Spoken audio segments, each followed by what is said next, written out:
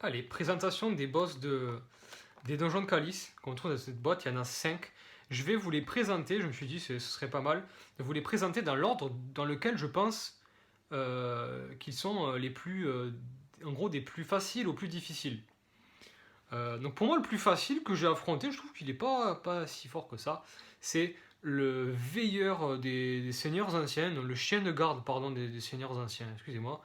Le chien de garde des seigneurs anciens, que voici, c'est une espèce de chien de feu, voilà, de chien de feu, qui crache de la lave, qui fait des effets de feu tout simplement, hein, voilà, on va dire ce qui est. C'est une grosse figurine, hein. Que voici, voilà, voilà la bête. Donc il fait des attaques de feu, de lave. Voilà pour cet ennemi. Pareil, il y a les cartes comportement.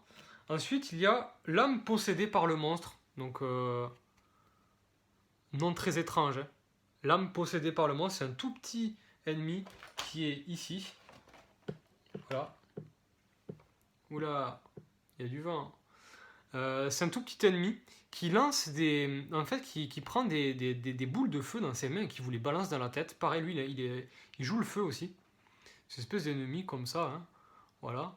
Qui vous balance en fait des boules de feu, qui est assez agile. C'est un ennemi qui est agile, qui est assez rapide dans ses attaques. Voilà pour l'âme possédée par le monstre. Ce sont les deux boss assez simples, on va dire, que je vous conseille pour commencer. Voilà. Ensuite, il y a le géant mort-vivant. Alors, excellent. Ça, c'est du lourd. Voici le géant mort-vivant. Alors, géant mort-vivant, il est ici. Il a des tas de chandelles sur son dos. Voilà. Donc, c'est ce genre d'ennemi qui a deux armes destructrices que je n'ai pas fini de peindre encore, d'affiner. Et avec ses chandelles sur son dos. Voilà. Pareil que je n'ai pas fini de peindre. Mais en tout cas, voilà l'ennemi. C'est un ennemi qui fait énormément de dégâts. Là, soyez prêts à riposter ou des trucs comme ça. Parce que lui, il vous fait énormément de dégâts. Et il en reste deux. On a un boss que j'adore. J'adore combattre dans le jeu vidéo. C'est le descendant ptumérien.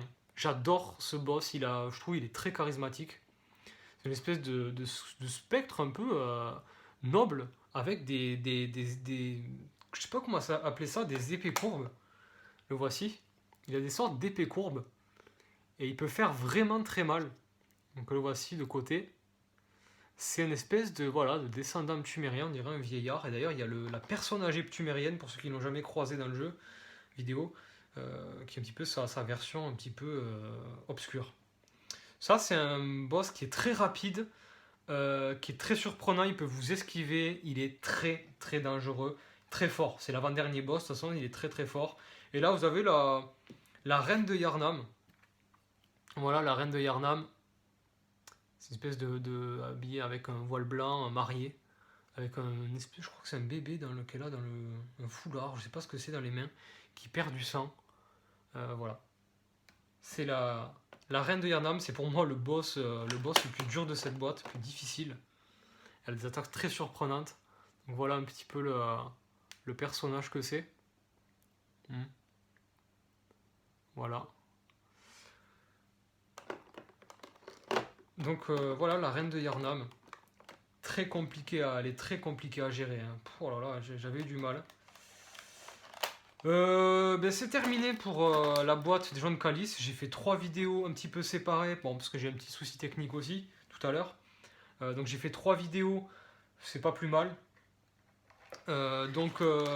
Voilà, c'est une boîte qui est très intéressante parce qu'il y a beaucoup de matériel, beaucoup de rejouabilité. Pour ceux qui en sont fans, je la recommande parce que ça permet en fait de changer de style de jeu par rapport aux aventures qui ont peut-être, si on en a marre de faire des aventures, des trucs comme ça peut être intéressant d'avoir de nouveaux challenges pour faire ces fameux donjons de Calice et d'essayer de gagner cette folle partie qui est extrêmement difficile selon moi. On peut toujours faire des petites variantes, j'en ai faites.